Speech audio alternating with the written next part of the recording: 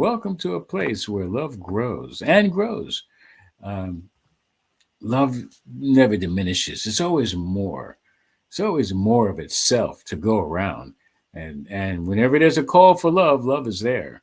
And we just need to be able to open up to not only receive it, but to give it. And I say give it in quotes because actually we are loving ourselves to such a degree. We are loving ourselves, and its energy is overflowing, and it seems to spill over. And this starts to move into our talk. However, one of the things that we get to realize and recognize is that there is no distance between you and I. It might seem that way looking at the physical eyes or physical touch. But just because I'm not touching you physically doesn't mean we're not touching on a deeper and higher level. Okay, when you think about somebody and they get back to you and like, I was thinking about you too. Yeah, we're touching all the time. There's no space. I mean, that space in between where it looks like you and I exist. Um, it's not. There's no empty space there. It only looks that way. But the energy that we are, because we are energy beings, beings of light, energy. That substance is invisible. That's why we think there's space between us, but there really isn't. So, going on to say that we're talking about something else that seems quite invisible. The vision. It's like, oh, I have a vision. It's like not just an outstanding thought, but a prevalent thought, a thought that just doesn't seem to go away. It's a vision that occupies our mind and not just the brain. I mean, our thoughts. And so, the power of vision. We have a vision, like we have a vision statement. It's an intent. It's just so deeply ingrained in us that sometimes that's all we can see. I see peace and love for all, and without putting a time frame on it, the time frame begins with me.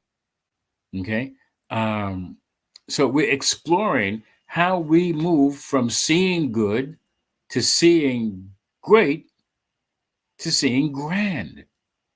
Isn't that amazing? Because it's all just one thing. It's all the same thing. Like seeing how you are good, and then seeing how you are great. And yes, you are grand. It's the same you. Maybe you're doing things differently. Maybe you're thinking things differently and feeling things differently and seeing things differently. However, it's always been the same you. What seems to have changed? It reminds me of a talk I had with a beloved who said, we were talking about something and it came up about turning the other cheek. And to turn the other cheek, in the biblical sense, I believe it's might be the Old Testament. It's probably in every teaching, something very similar. And a lot of it seems to be about forgiveness and understanding and compassion. And if somebody were to strike you on one side, and we're told to turn the other cheek, what does it mean? Oh, no, now you get to hit me on that side. That's not what it means. It has everything to do with our perception of life, of that person, of ourselves, of that experience. When we turn the other cheek, we're actually turning our vision, we're changing the way we see things.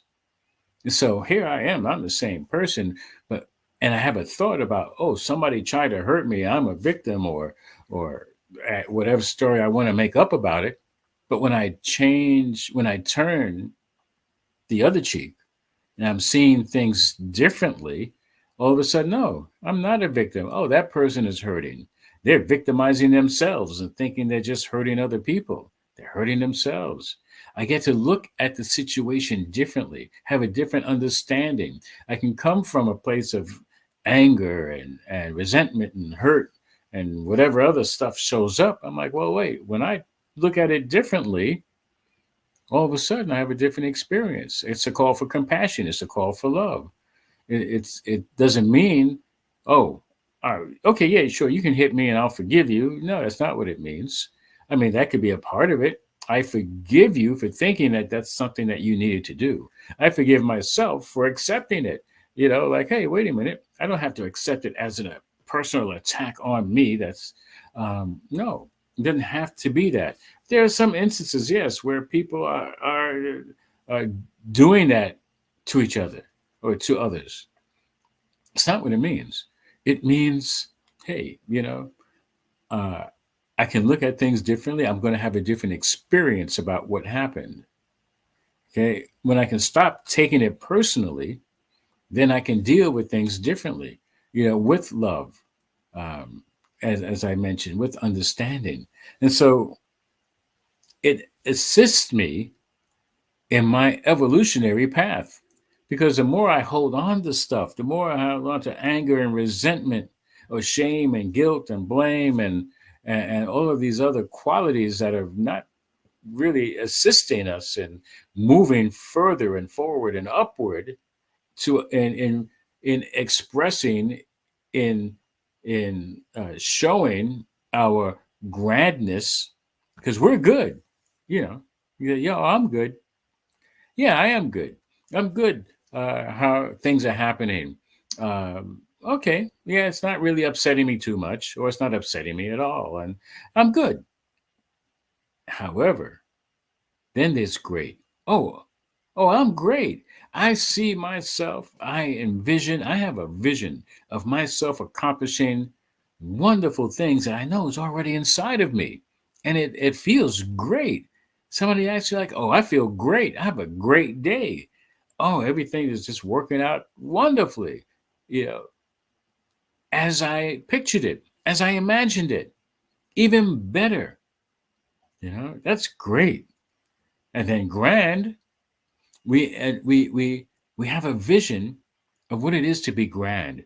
It's like I'm just like brand spanking new every moment. New ideas are coming to me. They're manifesting. Other people are inspired by me.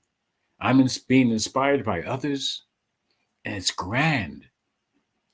It's like good is a $5 bill, uh, great is a $100 bill, and grand is a $1,000 bill. If such a thing as $1 million bill, then that would be even more grand, right? 1,000 times more grand.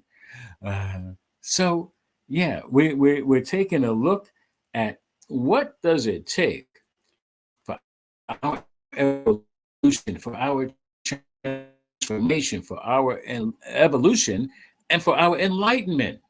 It's to have that vision. And there's a power in the vision. It's the power of your intention. It's the power of that invisible that I spoke about in the beginning. The invisible thought actually carries with it some power. In this teaching, the new thought teaching, not just religious science, but in new thought, and there are other organizations under the new thought banner, whether it's unity or uh, the uh, universal truth for better living, yes, and others, independent new thought communities that are based on many of them based on the ancient teachings, some of the tribes of Israel, whether it's Judaism or Islam or Christianity, and they all have the same basic root teaching and of who we are and how we get to live a fruitful, happy, supportive life, not just, of course, for ourselves, but with ourselves and with all. And the main teaching that we're all one. We all come from the one creator. It's all monotheistic. There's one God, if you want to call it God, whatever you want to call it, higher power, Allah, Buddha, or Yahweh, it doesn't matter. There's only one. By whatever name, there's only one. And there could only be one. Why? Because if there was more than one power, things would be very chaotic. I mean, gravity would work sometimes. The oceans would be flying off into the sky. We would be flying off into the sky, not grounded by gravity, but by the weight of gravity.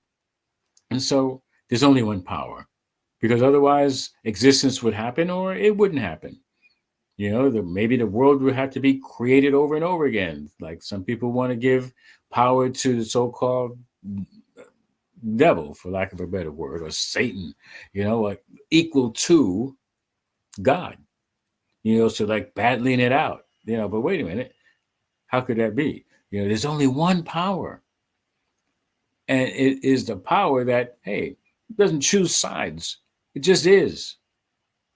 It just is. How do you choose to use the power? That's why we have the power of vision. Okay. It's important to have that vision, to have that direction, to be under the divine guidance.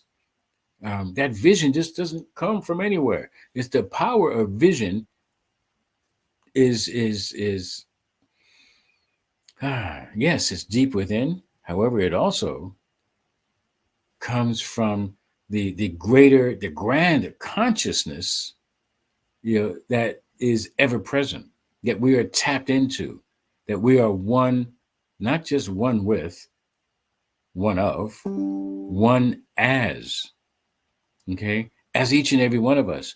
I don't care if it's a rock or a leaf or whatever animal, whether it's two-legged like us or four-legged or whatever, we're all made of the same God stuff. Okay. And so us animals being human, human beings, you humans being spiritual, even though we are spiritual beings being human, we're spiritual being human, we get to have a vision. Okay. We get to empower the thought of who we are in a physical manifestation. Okay. We are born into this presence as what we call humans. Otherwise, we would be what we call some other animal. I don't know if a dog calls itself a dog, but it seems to know what to do with its life as a dog. Dogs look like this and do that. And as often as we try to change animals and persona, make them seem human, do human things, is still what they were born to be. And so it's very important that we need to follow our intention. And if you don't have one, get one. And guess what? The intention that you make is going to come from the Most High. Where else could it come from? Okay. And I'm talking about intention for good, for grand, for our greatness, for our grandness. Okay, because we can always serve the lower power very easily, and people will call that Satan. The devil is a liar. Well, yeah, of course, yes, because if you know your history, if you know the history of words, which is very important, the etymology, and how words get to be in our vocabulary, which ends up being in our soul, in our thoughts, in our actions. If you know where the word Satan comes from, it comes this Latin root sata, sata. It means error thinking. It's like, oh, wait a minute, is that all? You mean there's not some character with a horns and a tail and a pitchfork and inviting people to go to hell or causing them to go to hell? No, well, no, just our thinking. Well, I invite you to check it out. Look it up. Don't take my word for it. Don't look at the Hollywood version, because that's going to lead you astray. Um, and so we get to like, okay, well, where does this vision come from? Is it empowering? Is it life affirming? Am I others being helped by this thought, by my words, by my actions? The power of this vision has got to be for good.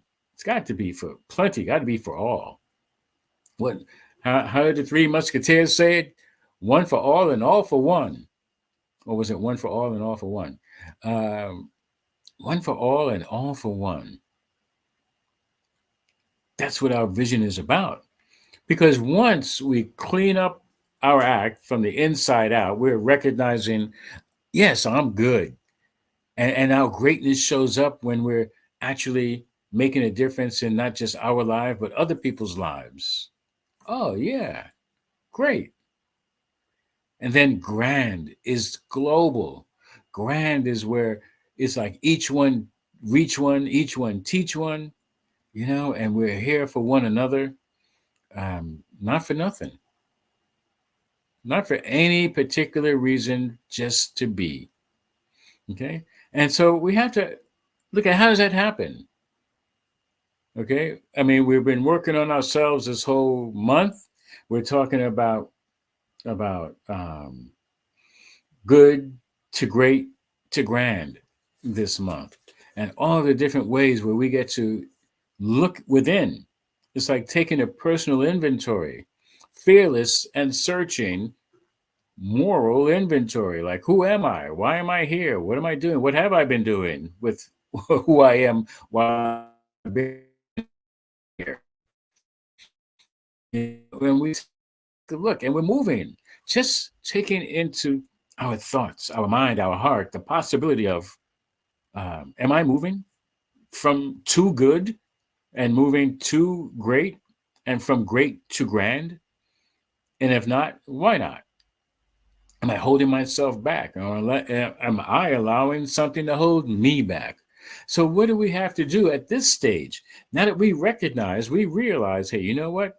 Life is grand based on my grand consciousness, grand rising consciousness.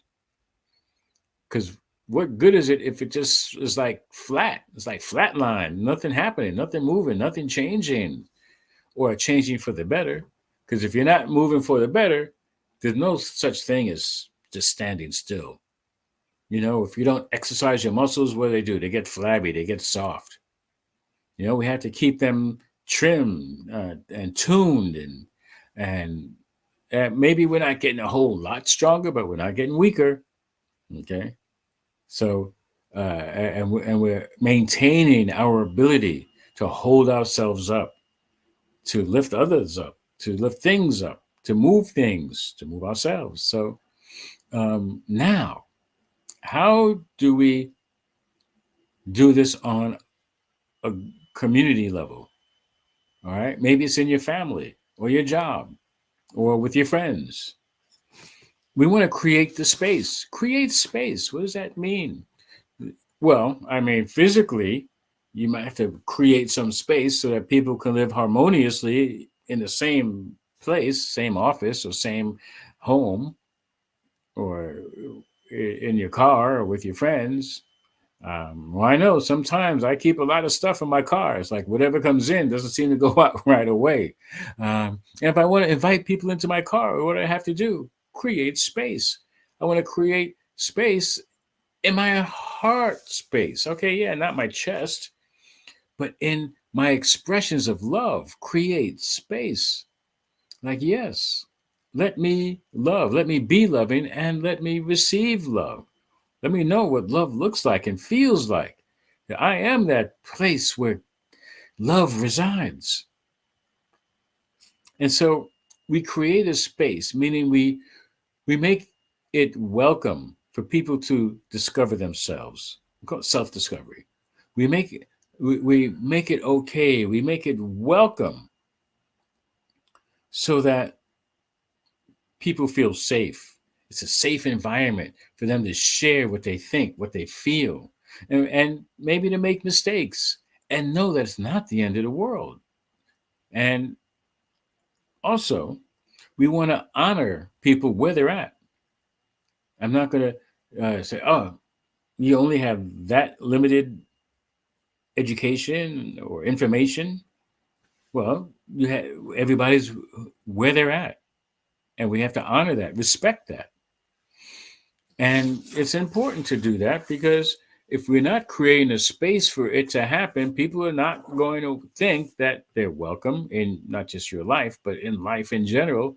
Like, hey, yeah, the world is a safe space when each and every one of us works together for that to happen.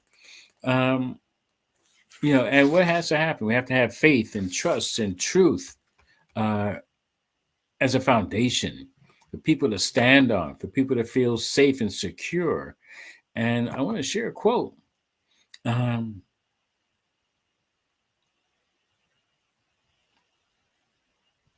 yes, here's one of the things that we can do in helping to create a space is to be yourself in a world that is constantly trying to make you something else. That is the greatest accomplishment from Ralph Waldo Emerson. Be who we are. Let's be authentic about who we are. Okay, it's not easy, especially when we're inundated with so much more media than ever, uh, and not that easy to filter it all out to like, hey, let me get back to me. Sometimes you feel like I just got to turn the phone off, I got to turn the TV off, I got to just like uh, uh, maybe do 40 days and 40 nights in the desert, and then get back to me, find out who I am, and release all these other thoughts that are just littering my mind. I'm like, no, let me go within and be in meditation and get that vision. Remind me who I am. Remind me of why I am here, or to get a glimpse of why I am here. Okay, maybe we've been doing things for so long that our inner space is not a welcome environment for ourselves. It's amazing that sometimes right where I am doesn't feel like a safe place for me. All right. And I had to take a look like, whoa, I've been watching the news and I've been falling into the trap of the world is a horrible place if I just watch the nightly news. And there's the 5 o'clock news and the 6 o'clock news, and then you have the 7 o'clock national news, and then we'll do it all again at 11 o'clock. And it's like, oh my goodness. Well, nothing has necessarily happened to me, but it seems like it's my life, and I'll end up being afraid. I'll end up being scared to go out and do things and enjoy my life. And it's easy to forget sometimes when we have that distraction. We're off track from who we truly are. And here's another quote I want to share. It says, "When I dare to be powerful, to use my strength in the service of my vision, then it becomes less and less important whether I am afraid." Audre Lorde. And I love that quote because we are powerful beings. What are we going to do with the power? Like the great superhero question. It's like, well, now that you got the power, what are you going to do with it? Uh, Great power demands great responsibility, wherever the quote is from Spider-Man or whatever. Um, well, sometimes we have to be still. We have to like be still and listen. Like, okay, what is the vision for my life? And how do I use it? Oh, use my power to support the vision, not just substantiate it. It's already qualified. It comes from God, and it can change from moment to moment. Okay, who's to say how long, like God's idea of my life is? It could well for 2 minutes. Now it's time for something else. It to be another version, a higher version, a more grand version of yourself. And it's not comparison to anybody else's vision of themselves. It's not a comparison to anything that you've done previously. We're just moving from good to grand to great to grand. Okay.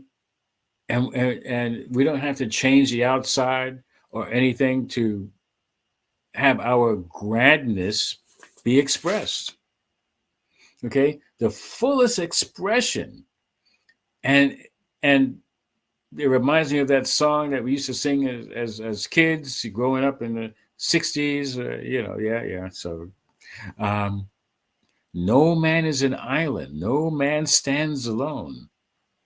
And that's how we get to live in a shared vision, recognizing that we're not here by ourselves or for ourselves. All right. So, the next thing is first we create the space.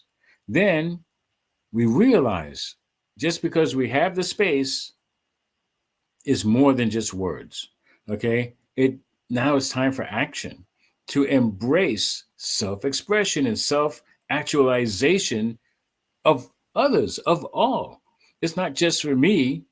It's not just for any one individual. We do it for all to reach a level of self-actualization from good to great, from great to grand, and all the steps in between. I like to say, mind the gap, like the gap in the subway system. I don't know if there's a gap in the subway system anymore in London, where you have to, watch out that the train is not that close to the platform. There's a gap. You have to mind the gap. So my thing is this: mind the gap in your moving from good to great. All right. Every step of the way may not seem fulfilling. It may not seem like solid ground to walk on, to move on, to to to feel safe on. But be mindful that every step of the way that God is always with you. Can't help it. The only time it doesn't feel like it is if we stop believing it. It's like the I remember that the poem, and the poster about footprints, the story about um, hey God, what happened to you? Where are you? I was going, everything was great, and then when I started going through troubles, I'm looking in the sand, and I see two footprints. You're walking beside me, and then all of a sudden, when there's trouble, there's only one footprint. It's mine's. It looks like mine's. Where are you? And God replied, well, at that point, I was carrying you. So it might seem like we're alone, especially when we're going through what seems to be troubles, but know that there's no power, there's no trouble, problem that is too great for God. God created everything. If you want to use the word God, again, the spirit, the power, the presence, the creator made everything out of itself. So how could anything be greater than that which created it? It can't be. So when we, of ourselves, have forgotten that there is a power, that we have a vision that we are following, or that we're becoming open to, that all of a sudden, I don't think I have the power to get there. I'm using all the words. I'm doing my prayer. I'm meditating. Okay, I'm doing my affirmations. What happened? Well, what did happen? It's more than words. It's action, it's activity. Okay, we have to actively engage, we have to embody, we have to be in the process for our transcendence, to transform from good to great. Okay, we're embracing the community, we're embracing people wherever we are. All right, it's more than just the words like, hey, it's not just, hey, come on here, there's a great space. Now what? Now we put into action, because we are catalysts for change. Okay, agents of change, and I love that. Okay, we're looking at what doesn't work, creating a space, get that stuff out the way. Oh, maybe it's just too much furniture. Okay, we don't need all that stuff. We don't. We can, like, hey, you know what? Come on in, and we can be together and work together for our greater good, and we can sit together. Okay. Maybe we don't have the right kind of chairs. Maybe we need couches so more people can come and sit, whatever it is. And the thing is to have faith and trust, to know that we're doing the right thing for the right reasons. That's the vision. And it's going to be more than self-serving. And how do we know that? It's, who are we when no one is looking? Who are we being when we think no one is looking? Okay. So even though we're opening up for everybody, how are we freeing up ourselves as examples for others to free themselves up?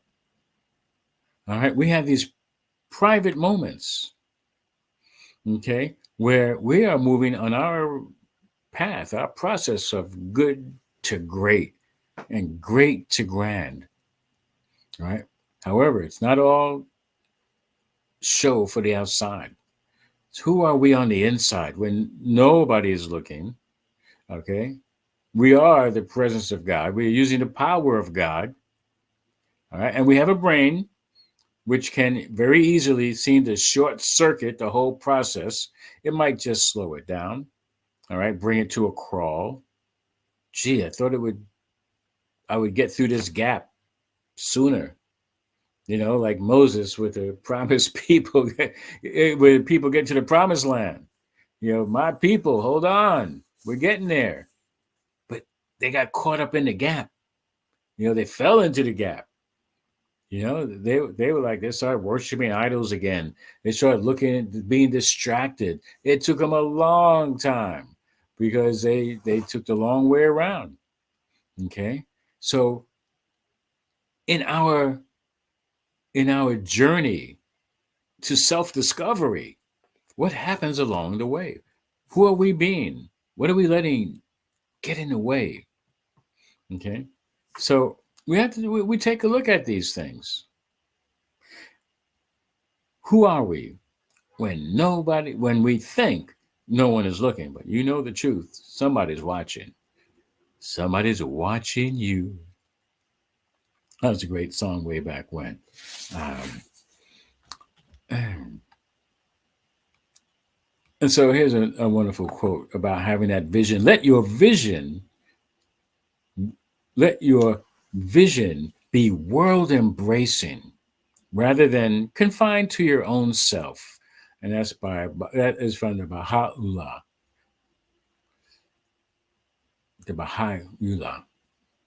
And so it's not just about me. Sometimes I get wrapped up in who I am when nobody's looking and think that, hey, you know what? It's about me. It's not about me. The only part that's about me is a part that I can give, that can help and uplift and and empower and maybe mold and inspire others. Yeah. Can't keep it to myself in rooms of recovery and in 12-step land, all the different uh, step organizations. It's about, you can't keep it unless you give it away. Okay, it's not all about you. Yes, I have all this love. So what does it mean? Unless you share it, unless you share the highest and the best of you. That's grand. Hmm. And then how does it work? What the world needs is spiritual conviction, followed by spiritual experience. I would rather see a student of this science, of this science of new thought, religious science, of the science of mind and spirit, understanding how religion and science and spirituality work to better ourselves, to better our lives and the lives of others. Prove its principle, the spiritual laws, than to have them repeat all the words of wisdom. Whoops.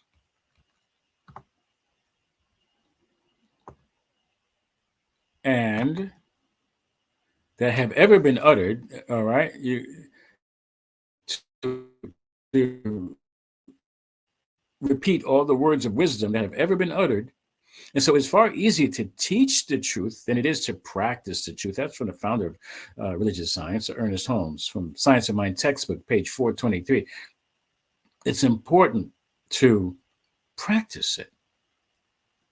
We're all practicing some form of the law in our interactions. Well, we're dealing with ourselves and others, with our thoughts. What thoughts are we thinking? How are we thinking? What purpose is it serving? How are we serving ourselves and therefore serving the world? Okay. So we can use the words, but like I said, it's not about the words. It's more than the words. Okay. It's how are we living? I have a dear friend who's a mentor, a sponsor, and he used to say, he didn't say, how are you? He would ask, how are you living? How are you living? And let's just be honest about it. Not in a judgmental way. We don't ask ourselves to beat ourselves up. We're like, hey, where am I? Am I good? Or am I great? Hey, I'm feeling grand. And yeah, it could change from moment to moment. Maybe we're like an escalator or stairs. One day we could be feeling and being great. The next day maybe we didn't rise up to our grandness. Okay. However, it's important to check in with ourselves. It's important to know, hey, not only how am I living, okay, when nobody's looking, how am I living with everyone else? I know I always use the example of when I'm driving and seems like people get in my way. They cut me off or they're going so slow. I'm like, I got somewhere to be, and how am I living and being in those moments? I know I'm feeling unsettled, upset, and because I haven't turned a cheek, it's my vision is on a lower level, almost on a victim level. They're doing something to me. Ah, no. Let me turn the other cheek. Look at things differently now. Oh, I see. Well, maybe there's a bicycle in front of the car. Or, maybe they're a new driver and they're just driving slow. Like, gee, I had to go through that as well. Compassion, love, peace, joy. How am I living? How are you living? How are we living moment by moment? So, mm, and here's a Rumi quote. I'm going to end with this quote. It said, humankind, that would be nice if all humans were kind, but humankind is being led along by evolving course. And though we seem to be sleeping, there is an inner wakefulness that directs the dream and will eventually startle us back to the truth of who we are. That's startling us to the truth of who we are. That's what I call an awakening. You got to wake up. Get shaked awake, get startled awake to the truth of who we are and how we live with each other. Yes. And so, to assist us in bringing this talk to a close, we have some affirmations. I invite each one to take a deep breath.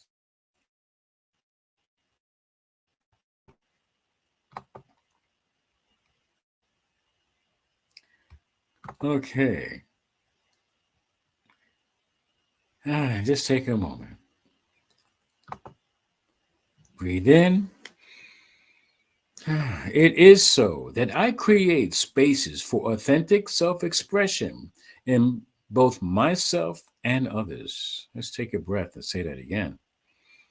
It is so that I create spaces for authentic self expression in both myself and others. Let's take a breath. It is so that I speak and think about others the way I like others to think and speak about me. Let's take a breath, do that again.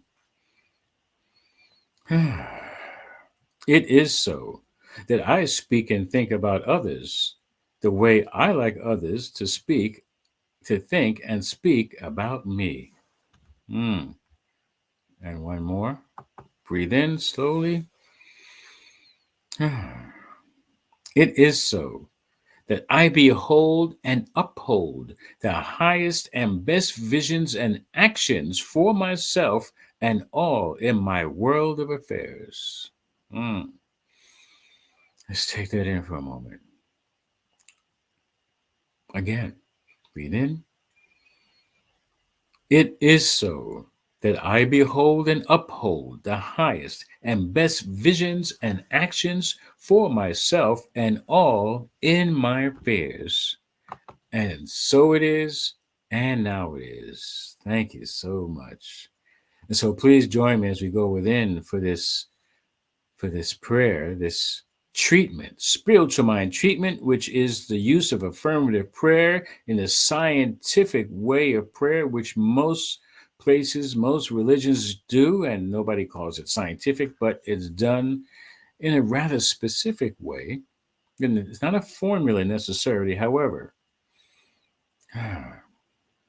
it's all pretty much scientific because it works. Otherwise, we wouldn't keep praying. That's right. Scientific experiments are done so that they can prove that the idea works. And how long we've been praying, folks? People everywhere around the world, in the manner in which they pray, they do it because it works. If it didn't work, it wouldn't do it. All right. So here we go. Knowing that right where I am, God is. There's only one power, one presence, one life, and that life is the life of the Creator in, through, and as all things. All things. Mm. And so I am also knowing that that power and presence is most certainly within me, within each and every one. And at this time of moving from good to grand, with a lot of greatness in between, I am recognizing that how that shows up in, through, and as me, my self realization, self actualization. It's not just about me, it's about each and every one of us. For one of us isn't really fully moving forward in our greatness until we can bring others along. Not just to recognize that it's happening with us, because they know it, they see it, they feel it. It's because no one is an island, no one stands alone. That's what makes us great. It's not about a great country greater than another. We're all great, all rising to our greatness as we put aside and put behind all of that which would drag us down, all the ever thinking. I am knowing that right and perfect relationships are the order of the day. Oh, yeah, we are great. And it's okay to recognize the greatness in ourselves and recognize it in others. And we can tell others, you are great. I know it. I see it. I feel it. I sense it. Oh, yes, I speak it. I know it. I live it. We live into each other's greatness. And so I know that these words, are going out and returning full to overflowing, not just for myself, but for all. And we get to live it, not just speak it. And so I give thanks for knowing that there's a law that does all that, that makes it happen, that makes it so, that brings it into manifestation right here, right now, in every continuing now moment. So I let it be the good that it is, because it's already in the hands of God. So I let it be, knowing it is so, it is done right here, right now.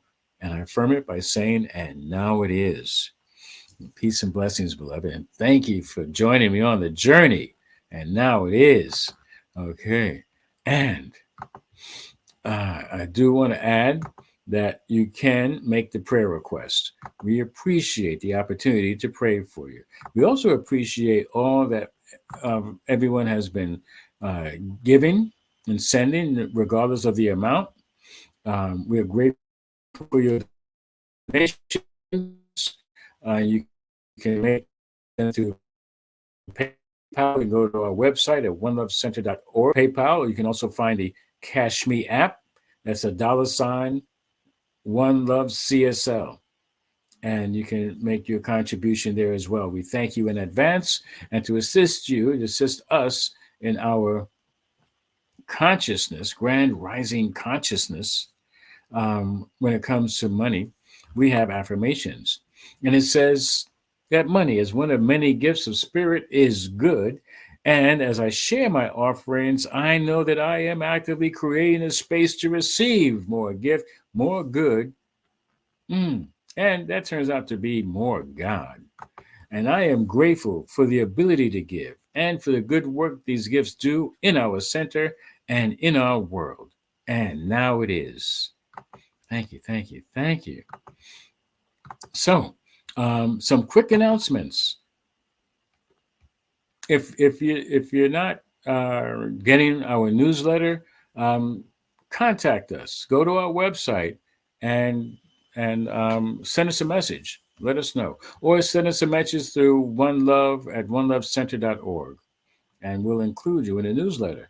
So, as has been maybe evident to you today, requesting a member for technical assistance, a friend, a participant for yourself, or if you know somebody who'd like to be interested in being of service, contact us at onelove at onelovecenter.org. Thank you. Bless you. And also, um, we're looking to start up a class, maybe this summer, maybe in the fall. Depends on how many people show up, sign up, and want to move beyond their previous or even current limits. If you're being held by limiting beliefs, it's good to take this class, Beyond Limits. Check out our website, onelovecenter.org, for more information. And this summer, this August, 1st to the 4th, you're invited to the group known as People of African Descent in New Thought. These are different organizations, New Thought organizations, people of African descent, which actually technically includes everybody, celebrating our Soul Conference. And the theme is Consciously Creating Change, August 1st to the 4th at Unity Village, which is another New Thought organization. And there's the information there, www.padntg.com/. Check us out. You can find us on Facebook. You can um, find us, and if you can't, get in touch with me. I'll make it happen. Now is the time. And also, there is a wonderful convention in Mexico, and I'm going to this also. Meet you there. Convention of the Americas in Capala, Mexico, August 6th to the 10th. Registration is now open, and you can check out that as well. I'm going to put that in the chat. Hopefully, I can. Anyway, um, and so that's our announcements. Time for our my closing remark, which is God is all there is. There is a power and a vision that is for everyone individually, right?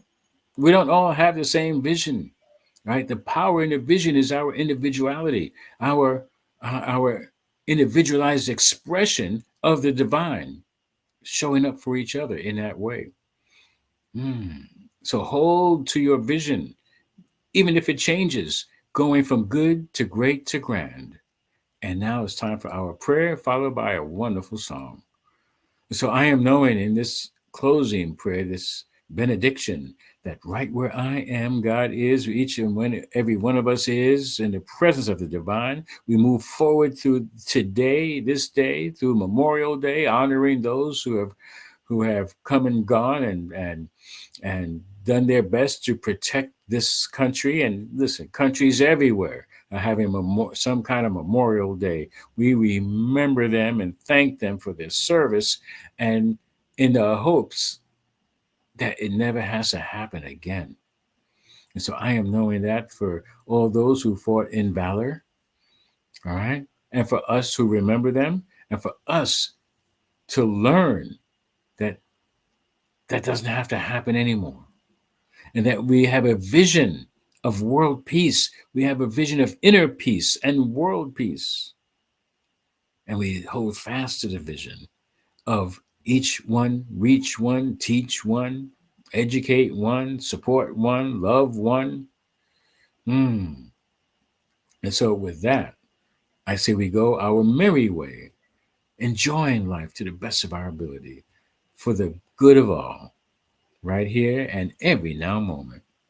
And now it is. Peace and blessings.